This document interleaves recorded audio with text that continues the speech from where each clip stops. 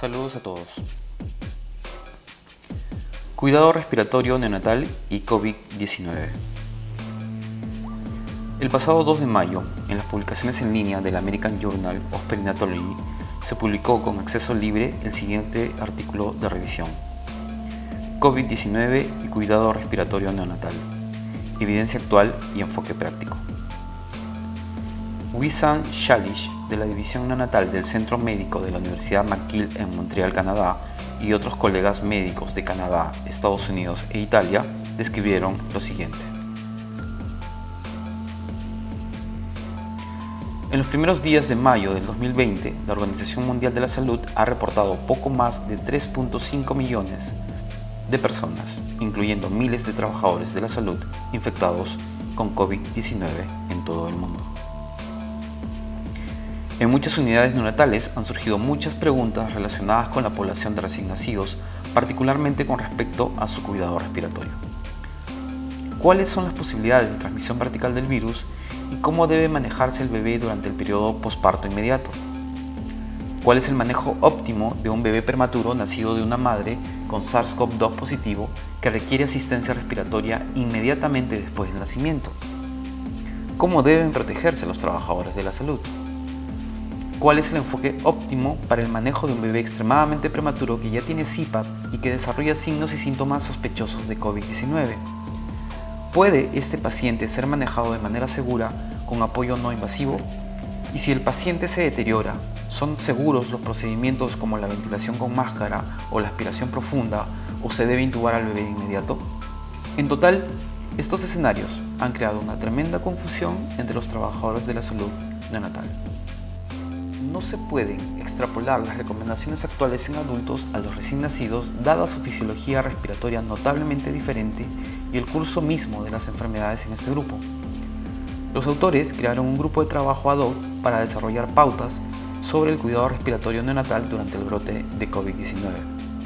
Revisaron exhaustivamente la evidencia disponible con respecto a la transmisión perinatal del virus, los resultados respiratorios de los recién nacidos de madres con COVID-19 y aquellos bebés con infección documentada por SARS-CoV-2, así como la evidencia del uso de diferentes modalidades de soporte respiratorio y de procedimientos de generación de aerosoles en esta población específica. En base a estos datos o a los datos disponibles, ofrecen en este artículo un enfoque práctico para su manejo respiratorio. En la parte inicial del artículo describen las características clínicas hasta hoy obtenidas de las publicaciones reportadas. Hasta fines de abril, refieren los autores, se han reportado los resultados de 217 recién nacidos de 27 publicaciones de madres con SARS-CoV-2 positivo. De ellos, 210 resultaron negativos para el virus o no fueron testeados, dado su curso postnatal sin complicaciones. De los 7 recién nacidos restantes, 3 tuvieron resultados no concluyentes y 4 tuvieron resultados positivos. Es de destacar que solo 30 recién nacidos, que significaron un 14%, nacieron por parto vaginal espontáneo, ninguno de los cuales dio positivo para infección por SARS-CoV-2. La gran mayoría de los bebés con prueba negativa o no tomada estuvieron asintomáticos después del nacimiento. Sin embargo, una pequeña proporción presentó síntomas de enfermedades neonatales comunes. Solo 4 bebés necesitaron asistencia respiratoria después del nacimiento. Y un bebé adicional requirió ventilación mecánica en un contexto de shock, falla multiorgánica y muerte posterior con prueba negativa en el momento del deterioro clínico. 3 bebés tuvieron resultados no concluyentes en sus pruebas para el SARS-CoV-2, a pesar de tener un curso postnatal sin complicaciones. Estos bebés resultaron con PCR negativa para el SARS-CoV-2 en los hisopados nasofaríngeos y séricos, así como en las secreciones vaginales maternas y de la leche materna. Sin embargo, tuvieron niveles séricos elevados de anticuerpos IgG e IgM después del nacimiento. Si bien la presencia de anticuerpos IgM a niveles altos en el recién nacido aumenta la posibilidad de transmisión vertical, los resultados negativos de PCR fueron difíciles de explicar. Solo 4 recién nacidos de madres con infección positiva por SARS-CoV-2 tuvieron una prueba positiva. Los 4 fueron diagnosticados entre las 36 y 48 horas después del nacimiento. Estos hallazgos permiten concluir que los resultados son favorables, sin un solo caso convincente de transmisión vertical, y en los pocos casos en que los bebés tuvieron una prueba positiva o no concluyente, el curso postnatal generalmente no tuvo complicaciones. En otro punto del artículo, los autores refieren que es importante definir algunas terminologías. La provisión de soporte respiratorio sigue siendo un componente integral del manejo de los recién nacidos, sea durante el periodo de transición, después del nacimiento o durante la hospitalización en cuidados intensivos. Las prácticas de soporte respiratorio deben seguir un enfoque basado en la evidencia para tratar a los pacientes y proteger a los trabajadores de la salud del virus. Un primer paso importante es definir el síndrome de dificultad respiratoria agudo neonatal en el contexto de una infección sospechada o confirmada por COVID-19. ¿Existe una característica clínica específica atribuible a COVID-19 cuando se trata de dificultad respiratoria neonatal? En el 2017, una colaboración internacional multicéntrica produjo una definición de consenso para el síndrome de dificultad respiratoria agudo neonatal. Esta definición podría ayudar a estandarizar los procesos para identificar casos sospechosos de infección por SARS-CoV-2 y clasificarlos de acuerdo con la gravedad de su enfermedad. Además, dado que el número de muertes en neonatos positivos para SARS-CoV-2 puede ser cada vez más reportado, esta definición ayudaría a diferenciar entre las muertes atribuibles a complicaciones del embarazo, por ejemplo, prematuridad y asfixia, de las muertes atribuibles a la infección en sí. En la sección siguiente del documento, los autores proporcionan un enfoque práctico y principalmente basado en la fisiología para el cuidado respiratorio de los recién nacidos con infección por SARS-CoV-2 sospechada o confirmada. Es de destacar que para todos los aspectos del cuidado respiratorio que se describen a continuación, los trabajadores de la salud deben usar un equipo de protección personal completo que incluye una bata de manga larga, guantes de un solo uso, protección para los ojos y una máscara N95 o el equivalente como nivel mínimo de protección respiratoria. Esta tabla describe el enfoque para una serie de situaciones que tienen que ver con el cuidado respiratorio neonatal. La primera de ellas con la ventilación con bolsa o la pieza en T y la máscara, para la aspiración orofaringea o a través del tubo endotraqueal, para el uso del CPAP, para el uso de ventilación no invasiva, para la intubación endotraqueal y para la ventilación mecánica. ¿Qué describen los autores con respecto al manejo en sí? Orientaciones específicas para el manejo respiratorio de COVID-19 en recién nacidos aún no están disponibles, ya que los bebés positivos que necesitaron algo de soporte fueron prematuros o se vieron afectados por comorbilidades. Por lo tanto, la verdadera cara del SARS-CoV-2 en los recién nacidos probablemente surgirá de más estudios y de series de casos más grandes que van a ser publicadas en las próximas semanas. Sin embargo, mientras tanto, las unidades de cuidado intensivo neonatal deben establecer pautas o protocolos para el manejo respiratorio y las precauciones necesarias. Manejo en sala de partos y transporte de la sala de partos a la UCI. Como la probabilidad de transmisión vertical es muy baja, la reanimación neonatal debe realizarse de acuerdo con la 7ª edición del programa de reanimación neonatal, con ligeras modificaciones que se describirán a continuación para algunas prácticas del cuidado respiratorio. Para minimizar a los trabajadores de la salud, el menor número del personal debe ingresar a la sala de partos con personal de reserva fuera de la misma. Después de la estabilización inicial, el bebé debe colocarse en una incubadora y transportarse a través de una ruta corta y preestablecida a la unidad de cuidados intensivos neonatales. Este gráfico muestra las estrategias para minimizar el riesgo para los trabajadores de la salud neonatal. Equipo de protección personal para precauciones de contacto y gotas, recomendado para situaciones no generadoras de aerosoles, y precauciones de transmisión aérea para procedimientos con generación de aerosoles. En las precauciones de transmisión aérea se pueden utilizar máscaras N95 con protección ocular o respiradores purificadores de aire o respiradores purificadores de aire controlado. La intubación endotraqueal conlleva un alto riesgo de aerosolización. El uso de un filtro, un tubo endotraqueal de tamaño apropiado para minimizar la fuga de aire y la videolaringoscopía son algunas estrategias que puedan reducir el riesgo para los trabajadores de la salud. Manejo respiratorio en la UCI. Una preocupación importante cuando se aplica cualquier tipo de soporte respiratorio a pacientes con infección viral sospechada o confirmada es la generación de partículas que contengan aerosoles que puedan propagar la enfermedad. El riesgo teórico de la generación y dispersión de aerosoles proviene de varios factores, incluyendo proximidad a la vía aérea superior del paciente y riesgo de dispersión a través de fugas en la interfaz de los circuitos respiratorios. En el 2014, la OMS revisó y calificó sistemáticamente la evidencia del uso de diferentes medidas de protección durante los procedimientos generadores de aerosoles. Todos los estudios incluidos fueron de muy baja calidad y ninguno incluyó recién nacidos. Por lo tanto, en ausencia de evidencia científica, se describe aquí un enfoque basado en la fisiología de los recién nacidos con infección por SARS-CoV-2 sospechada o confirmada. Ventilación manual. El riesgo de transmisión viral con la ventilación manual solo se ha evaluado en unos pocos estudios en adultos. En una revisión sistemática, la ventilación manual, antes o después de la intubación, no se asoció de forma independiente con un mayor riesgo de transmisión viral, y las probabilidades de adquirir una infección viral fueron 3 veces mayores durante la intubación endotraqueal en comparación con el bolseo.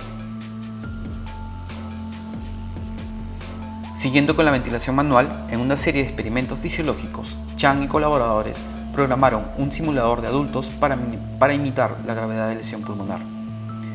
Cuando se aplicó un volumen corriente o tidal de 300 mililitros, la dispersión del aire alcanzó hasta 0.3 a 0.35 metros. Presumiblemente, un volumen tidal más bajo produciría menos dispersión de aire. De hecho, en otro experimento que usó ventilación no invasiva, una disminución de 5 veces en el volumen tidal se asoció con una reducción del 30% de la dispersión de aire. Por lo tanto, al usar esta relación no lineal, la ventilación con máscara y bolsa en un neonato que pesa 3 kilos, usando un volumen tidal entre 15 a 18 mililitros, que sería de 16 a 20 veces más bajo que en los adultos, generaría una pequeña dispersión de aire de aproximadamente 1.5 a 1.8 centímetros. Las habilidades técnicas para minimizar la dispersión del aire exhalado también son primordiales, ya que los trabajadores de la salud sin experiencia pueden aumentar la propagación en un 40%. Por lo tanto, según describen los autores, en la atención respiratoria neonatal parece innecesario evitar la ventilación manual con el único fin de prevenir la dispersión de aire. Esta es la explicación gráfica de las diferencias entre la dispersión de aerosol neonatal y de adultos. El área de dispersión es mucho más bajo en los recién nacidos debido al flujo de aire más bajo y a los volúmenes tidales más pequeños. Para proteger aún más al trabajador de la salud durante la ventilación manual, varias unidades de cuidado intensivo neonatal también han adoptado el uso de filtros. Si bien el filtro es efectivo para reducir la dispersión viral, existen consideraciones importantes para su uso, ya que la adición de un filtro puede aumentar el volumen de espacio muerto del dispositivo y reducir la eficiencia al aumentar las fugas de la máscara. Además, improvisar filtros de adultos agregaría aproximadamente 40 mililitros de espacio muerto, lo que resultaría en un intercambio de gases completamente ineficaz. Incluso, los filtros más pequeños agregan aproximadamente 10 mililitros de espacio muerto, lo que podría ser perjudicial para un bebé prematuro pequeño si se mantiene en su lugar durante la ventilación por un periodo prolongado. Como no se han detectado casos positivos de COVID-19 en bebés menores de 1000 gramos, puede ser razonable no usar filtros mientras se aplica ventilación con bolsa y máscara a estos bebés para evitar una posible hipercapnia iatrogénica con hemorragia intraventricular posterior. ¿Qué hay con respecto a la ventilación no invasiva? El CPAP y la ventilación con presión positiva intermitente nasal podrían desempeñar un papel importante de soporte en los recién nacidos con neumonía viral y síndrome de dificultad respiratoria agudo precoz. Teniendo en cuenta que algunas infecciones virales pueden convertirse en gotas de aire o en gotas en el aire durante la terapia respiratoria, es posible que el CPAP y la ventilación con presión positiva intermitente nasal puedan dispersar los aerosoles infectados y contribuir a la transmisión nosocomial. Sin embargo, durante el brote del SARS, muchos pacientes adultos fueron tratados de manera segura y efectiva con ambas terapias, contando con buenas medidas de control, llámese tasa de intercambio de aire adecuado y EPPs adecuados. Simmons y colaboradores, al evaluar el aire dispersado durante la ventilación a presión positiva intermitente nasal, encontró se encontró con una generación de gotas de más de 10 micras de tamaño, sugiriendo que la mayoría de las gotitas se depositan en superficies locales dentro de una distancia corta. Si bien esto reduce el riesgo de adquisición viral por inhalación, estas superficies pueden servir como una fuente de infección en ausencia de precauciones estrictas. En otro estudio en adultos, la exposición al aire exhalado ocurrió dentro de una región de 1 metro, cuando se usaron 3 tipos diferentes de interfaces y un volumen tidal de 300 mililitros, 16 a 20 veces el volumen tidal de un bebé de 3 kilos. Por lo tanto, el CPAP y la ventilación con presión positiva intermitente nasal parecen ser seguros en los recién nacidos si se usan en una habitación con ventilación adecuada, con medidas de protección adecuadas, con un ajuste cuidadoso de la interfaz y con la adición de un filtro entre la interfaz y el depósito de agua, en el CPAP de burbujas o en el punto de exhalación de los ventiladores. Sin embargo, dado que el filtro puede aumentar la resistencia respiratoria, las comprobaciones puntuales de la presión pueden garantizar una aplicación segura. La cánula nasal de alto flujo ha ganado popularidad en neonatología como alternativa al CPAP. Los datos disponibles limitados de adultos sugieren que posiblemente existe una dispersión sustancial del aire exhalado con cánulas nasales de alto flujo, que aumenta con el flujo de litros y con el volumen tidal. La extrapolación a los recién nacidos sugeriría una distancia de dispersión muy limitada, pero no hay datos específicos disponibles. ¿Qué refieren los autores con respecto a la intubación endotraqueal? A partir de la evidencia disponible, la intubación endotraqueal se ha asociado constantemente con el mayor riesgo de transmisión viral debido a la inevitable corta distancia entre la cara del operador y las vías respiratorias del paciente.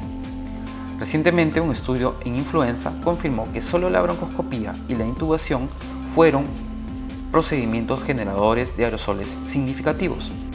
Dicha información no está disponible para recién nacidos, ni hay datos sobre la administración de surfactante, ya sea con la instilación tradicional por tubo endotraqueal o con el uso de técnicas menos invasivas como procedimientos generadores de aerosoles.